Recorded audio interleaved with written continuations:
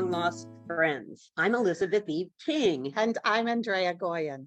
So Elizabeth and I, who are together for the first time as long lost friends in forever, we met and did improv comedy together back when we were wee things, and then we lost touch. And then a couple of years ago, we found each other again and discovered we're both painters. And performers. And Pilates teachers. And animals. And naturalists. No, Elizabeth, you're the naturalist. I am not a naturalist. Oh. I love nature, but that counts. The important thing is we're long lost friends. And we are both award-winning fiction writers. After one of my short stories appeared in MetaStellar, we started the show. MetaStellar, for those of you who don't know, is an online magazine, and we publish horror, science fiction, fantasy, and if you want to learn more, there's a link below the video. So today we are so excited not only to be together, but to have Tara Campbell joining us. Tara is a writer, teacher, Kimbilio Fellow, fiction editor at Barrel House, and graduate of American University's MFA in creative writing. Her publication credits include Smokelong Quarterly, Master's Review, Wigleaf, Strange Horizons, Daily Science Fiction, and Escape Pod Artemis Rising. She's the author of a novel and 4 multi-genre collections, including her newest, Cabinet of Wrath, which you can see behind her, a doll collection. Cabinet of Wrath, a doll collection. She teaches writing at venues such as American University, Johns Hopkins University, the Writers Center, Catapult, Clarion, and the National Gallery of Art. We are so excited to have her with us. Yes. But first, do you have any pets? I was thinking about pets for this podcast, and my original answer was my philodendron Maxine, which you'll see later. But another pet occurred to me.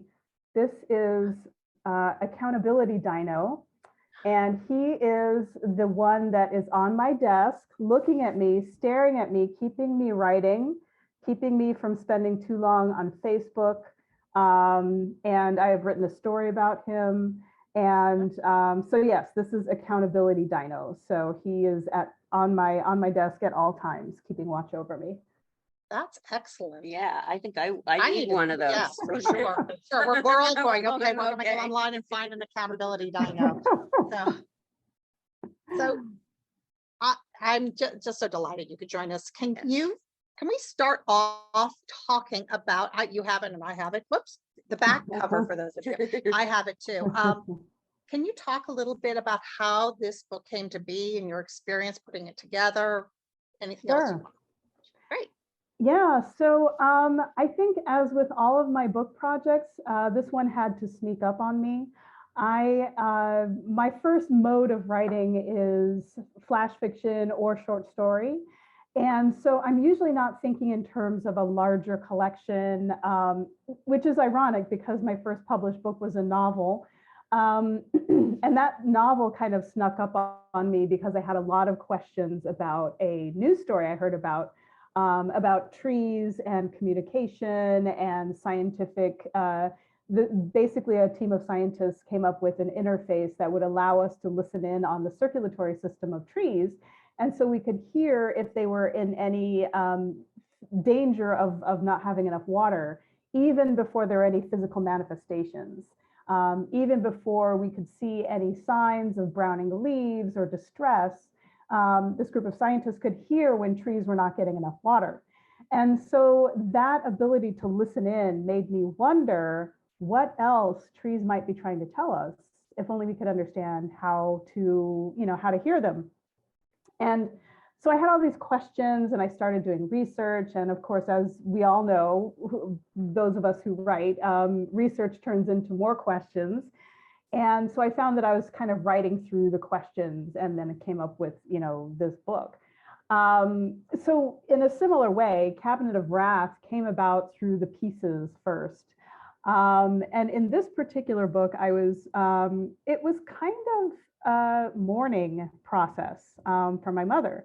My mom was the one who kept all of these dolls, all of these playthings from all of her children. I'm the last of 5 kids, so this toy collection starts in the mid-50s and goes up all the way to my generation. And as you can imagine, some of them have, had a few years behind them and have been a little battered and a little forgotten, but not by my mother. So you will see throughout the collection, which is dedicated to her because she certainly was the inspiration. But throughout the collection, there are all kinds of playthings in various stages of distress and use or disuse or abuse. And so because she cared so much about these things, I feel like I was able to empathize with them and be curious about them as characters and not just things. So all of these stories are in a way answers to questions that I had about sort of the inner lives of these playthings. But of course, this isn't Toy Story because I'm a speculative fiction writer. And as we were talking about earlier, a number of these stories tend toward horror, even though I don't necessarily consider myself a horror writer. But when one is looking at the human condition, often things can get dark.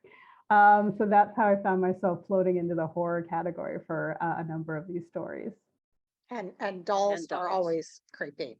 Absolutely. Not always, but Usually, or a lot, a yeah. lot. So are the pictures, the pictures that are on here, are they your actual, the ones that were in your house or inside? The I hope puppet not, with the puppet with the pink hat on the cover is part of our collection.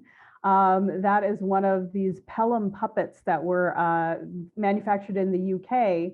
And that was one of the original batch from the 50s that my brothers had been gifted. So I have 4 of those that stay securely in the box, as far as I'm aware.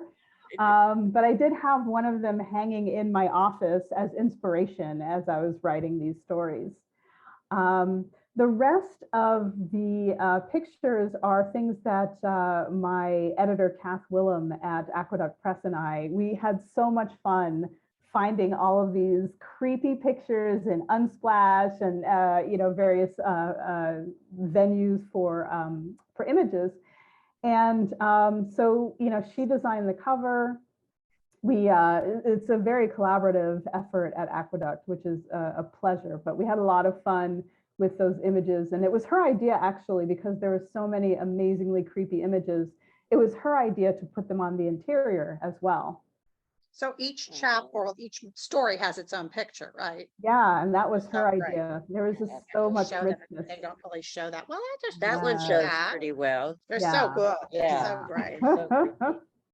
And I'm glad that only that one is your actual doll, because I was like, if your mother was keeping these other ones in here, I think that's a form of child abuse. There are some examples, and I might, share some of them later if I can dig them up quickly enough. But I mean, she had dolls in every corner, and there was one, like a doll that someone had gotten in Hawaii.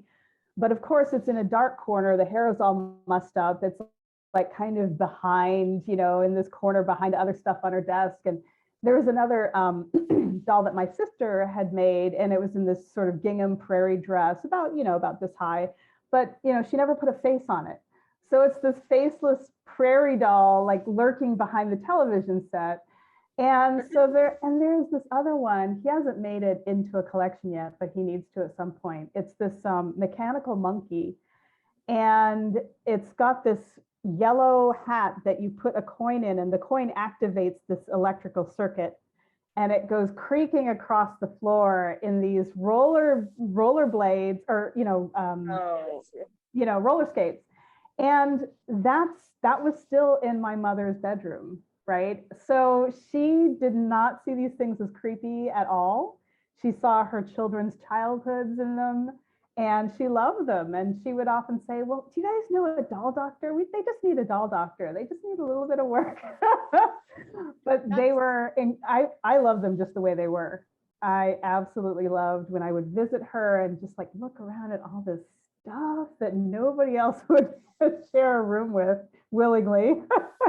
I love that. I love that she saw them as, you know, objects that brought her children closer to her. So Absolutely. with that, it's sort of really interesting. So you're still, it sounds like you're still writing some, because you said you have some that need to make it into the collection. So Well, maybe. you know, I have not written The Monkey yet. So that, you know, I'm not actively working on more creepy doll stories, but if I did turn back to that oeuvre, if you can call it one, I think the creepy monkey would be the next to make an appearance. Yeah, that's a Yeah. pretty horrific idea. And it Absolutely. is nice. Do you think part of it, I mean, it's been in any of the stories, the unfear, the unviewing them as unviewing. Yeah. Yeah, the viewing, that's so well put. You must be a writer, Evie. Or yeah, are there any stories that are more along that line that aren't so creepy in here? Actually, yeah, the last story in the collection, Pinot, and that was a story that I almost didn't put in the collection because it was a little bit different, because it wasn't on sort of the dark side of humanity. And at the last minute, I said, well, you know, there's another story. I'm not sure if it fits, but here it is. And they're like, we love it. Let's put it in. And it's a story about Pinocchio after he gets his wish, kind of the realities of dealing with a human body and all of our messiness and all of our frailty and all of our uncertainty. And I take the story beyond the point where, you know, his father dies and he starts a new life in America. And he loves the new country because there's all sorts of glass and steel, and it's not the materials that he was made of, right? He's not walking around a city of his bones, basically, being made of wood. Oh, wow. So it's a story all about optimism and new beginnings and how much of your past to share with the people you meet in this new world.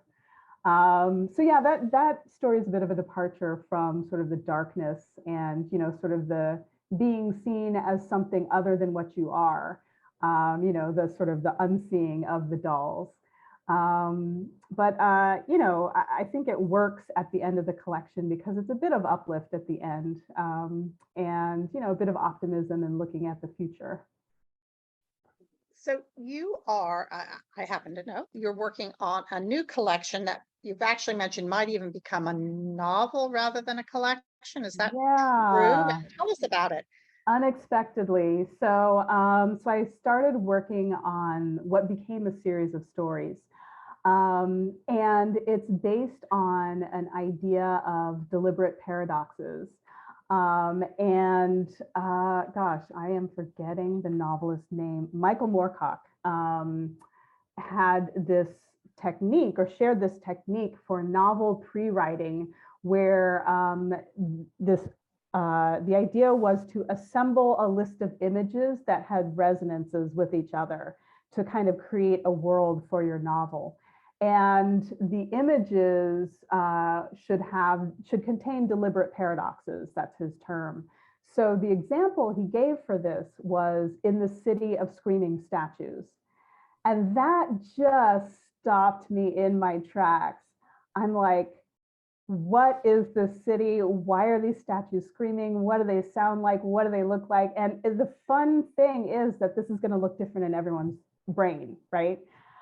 So I broke down the exercise even further, because I'm thinking, well, I'm not a novelist, so I'm not going to create a list of scenes for this novel that I don't write.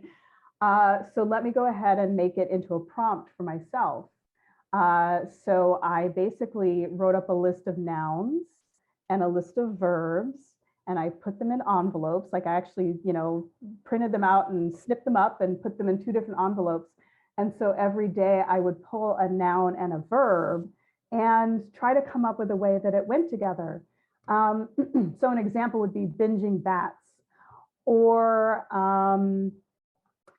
drinking butterflies, or floating, sailing statues was one. So rather than screaming, sailing.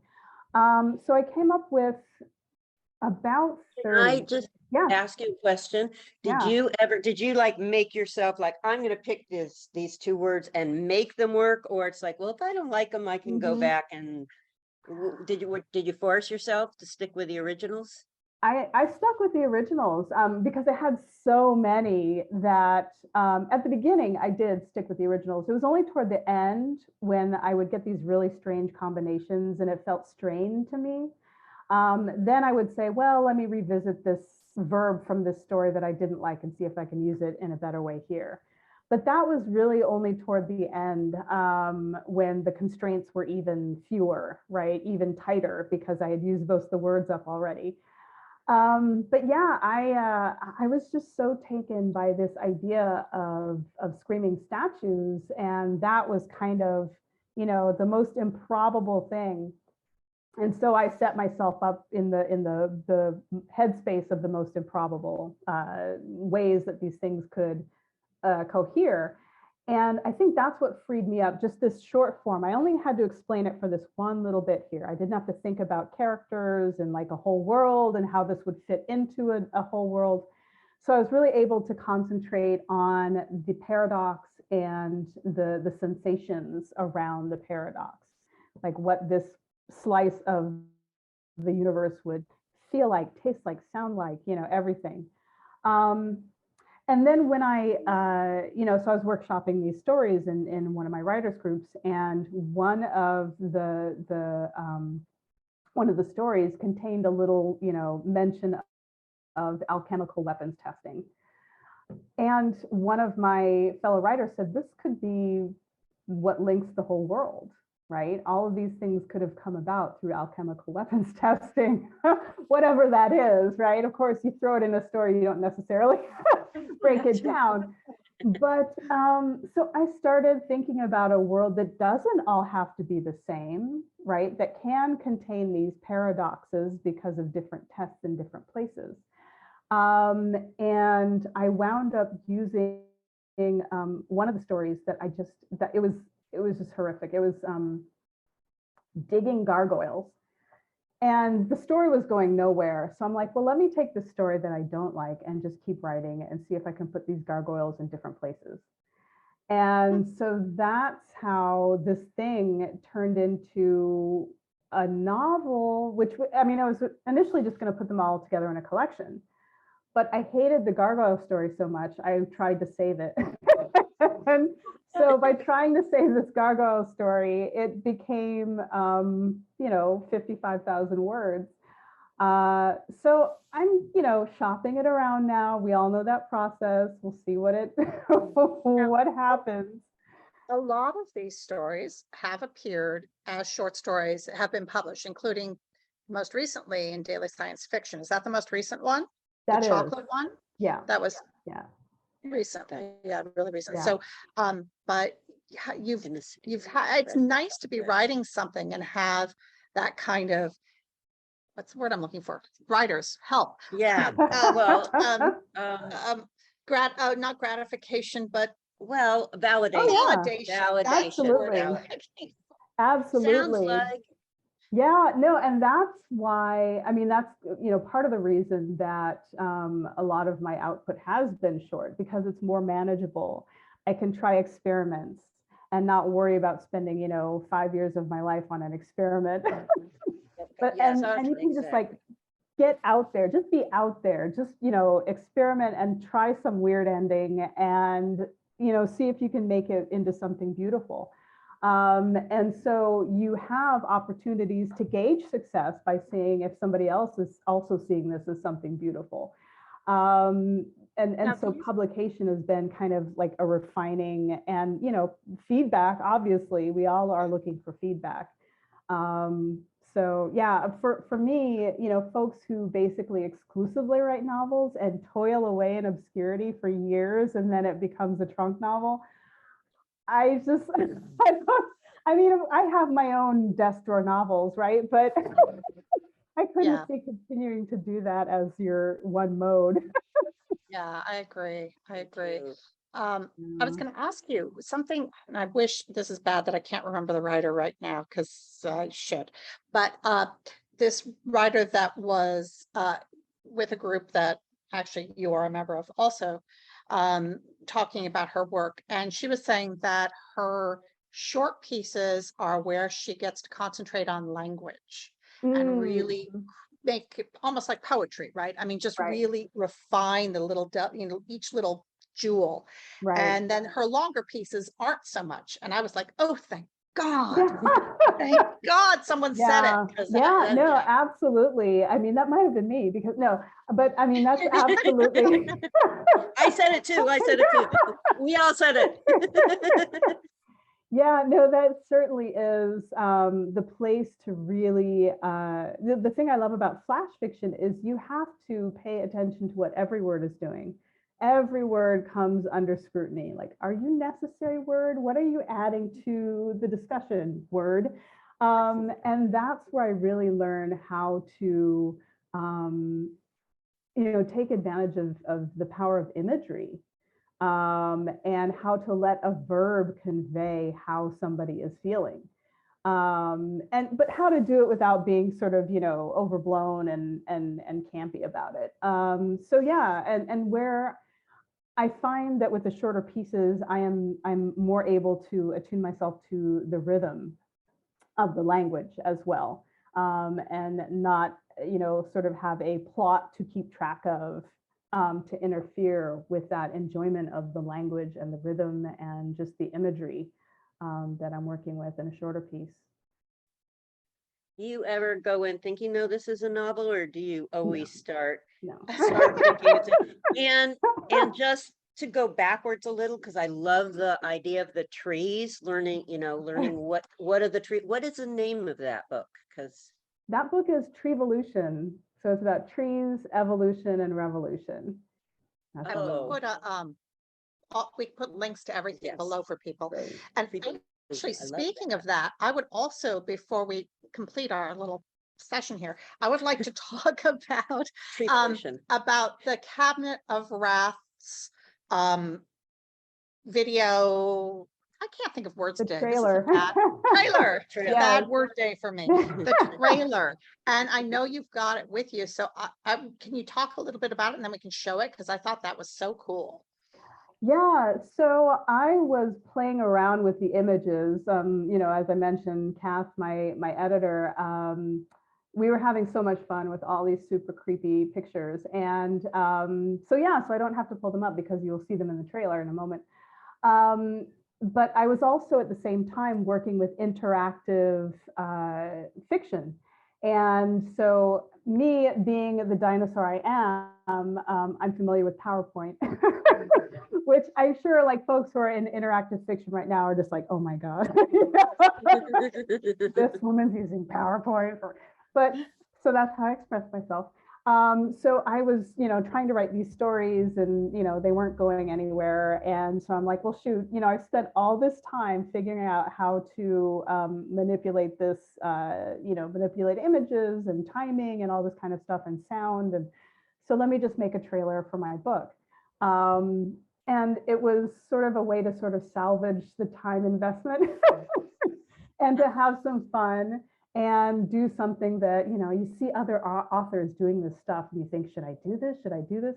I probably wouldn't have done it had I not been writing the stories first and had, invested that time. But yeah, the video is fun. And so I'm happy that people will have a chance to see it.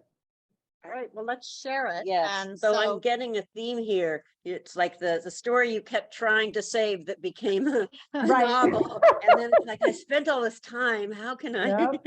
No, I had a purpose for this. so Absolutely. let's go ahead and show the video now.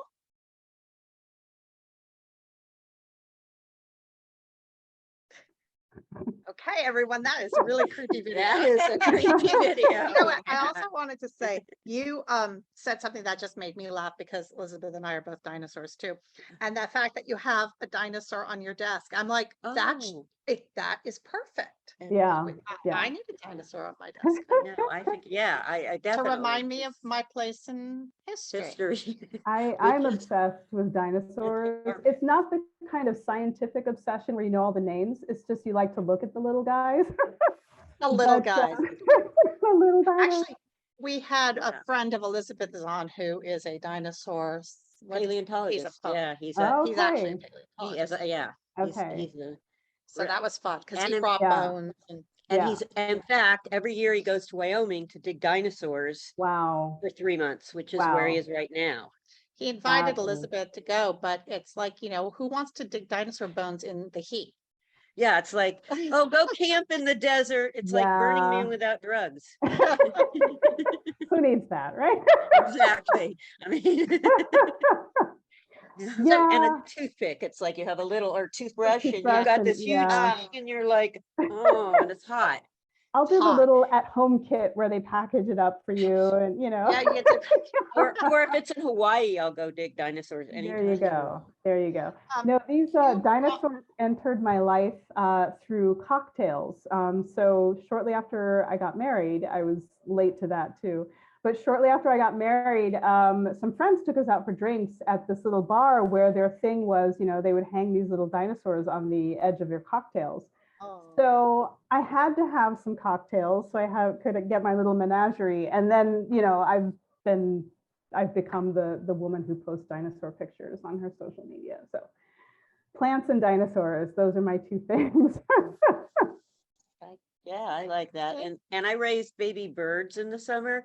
And when you get the really little ones, they're dinosaurs. I mean, they look just like, especially like little sparrows have these creepy little dinosaur faces that look at you, they look at you and they, I was chased by a turkey when I was a kid, so I definitely, I don't trust birds. no, you can't trust it. Can't trust it. Right.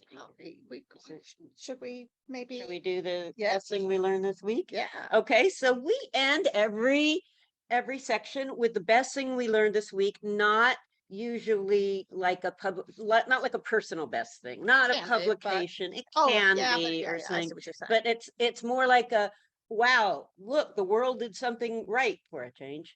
Okay, I didn't say for a change. But so I usually start because I do. I'm just that kind of a person. And I think the best thing I learned this week, I wrote it down, after 2 years of litigation to get glyphosate, is that how you say it? That's so. the pesticide, that's really responsible for death in bees and many insects and monarchs. And so finally, the court said that the EPA's reapproval of this toxin, which they've only done in this country, nowhere else has this, everybody else has banned it. But of course, it's like a gun or something. So they went so far as to say that they were illegal in approving it in the use of Roundup, and they rebuked the EPA, and it's going to hopefully now be taken off. Wow. Wow. So I hope they that's- do that with rat poison, Republicans? rat poison as Oh. well. Oh, yeah. I'd like to get rat Also poison out of the Republicans. market. Okay. Yeah, settle down. I get excited. Um, Okay, so I do what I always do, go online and look for things. So I came the couple today. There is a Zero Avia has come up with a hydrogen aircraft. And so it's the first one. It's a small plane, but they're hoping to get it up to being able to carry up to 200 people in the next 20 years. But it's like incredibly low emissions with hydrogen. And right now they said the current annual emissions of airplanes are 10% of the emissions out there. And they expect it to be 50% by 2050 if they don't change it. And the problem is too, it's 2 to 4 times the impact on the environment because it's up high, closer to the ozone layer and stuff. So this is a really big, exciting thing because it's going to be huge if they can get it all up and working. And then maybe cars and all that stuff. So Wow. That would be great. No, that's very cool. now Wow. it's Tara's turn. Now it's Tara's turn. Yes. Don't bring out a doll. No creepy dolls for this one. So I recently took a trip to Roswell, New Mexico to sort of geek out over alien lore. I didn't really know much about it. I, until recently, was unclear on the difference between Roswell and Area 51 and you know, I mean, I was like, what, how did they relate together? Anyway, so I went down there to find out, and I found out there's so much more to Roswell than just the alien stories. And the one thing that I'll mention here is Blackdom, New Mexico. This was an all-Black settlement in the early 1900s, about 20 miles south of Roswell. And I would never have heard of it if I hadn't gone to Roswell. But basically, it was a settlement that was meant to be an oasis for Black people, a place to escape strife and violence and to be able to homestead. And at that point, the government was giving away lands to people who would develop them and farm them.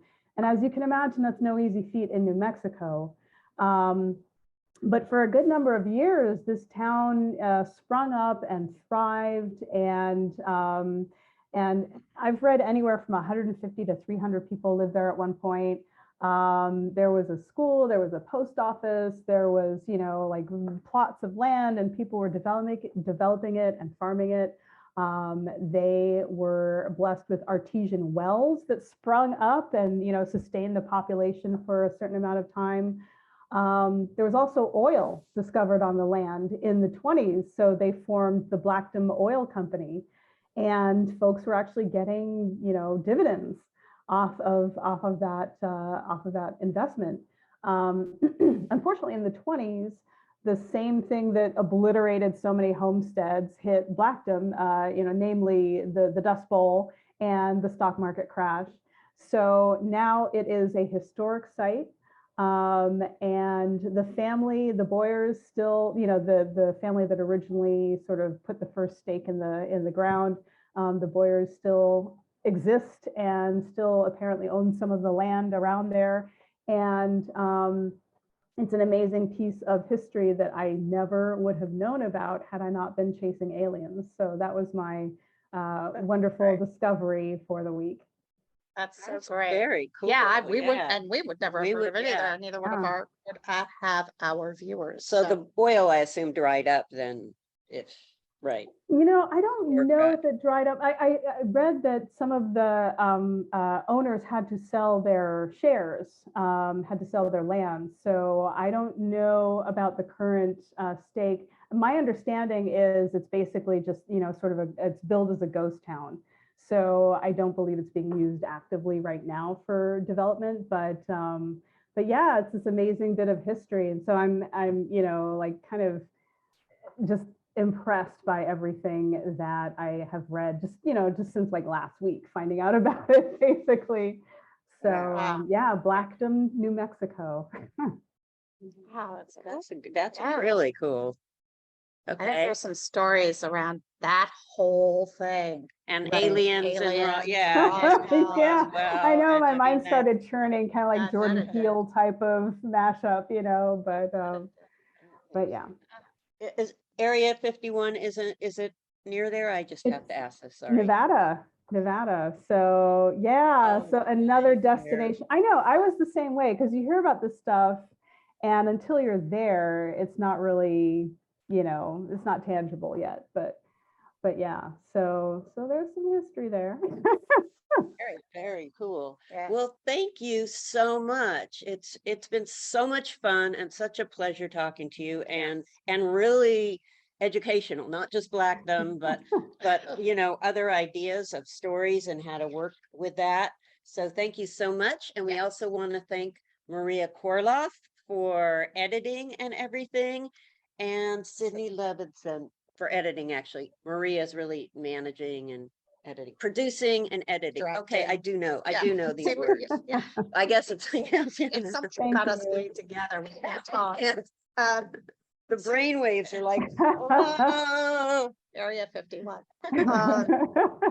So, and thank you everyone for joining us, and please like this video if you did.